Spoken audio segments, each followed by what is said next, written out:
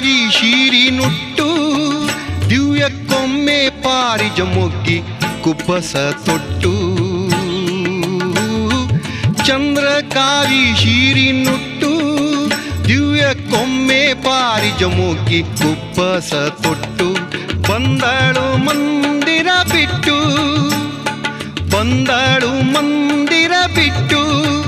ನಾಲ್ಕು ಮಂದಿಯೋಳು ಬಂದು ನಾಚುವಳೆಷ್ಟು ಸ್ನೇಹ ಮಾಡಬೇಕಿಂಥವಳ ಸ್ನೇಹ ಮಾಡಬೇಕಿಂಥವಳ ಒಳ್ಳೆ ಮೋಹದಿಂದಲೇ ಬಂದು ಕೂಡುವಂಥವಳ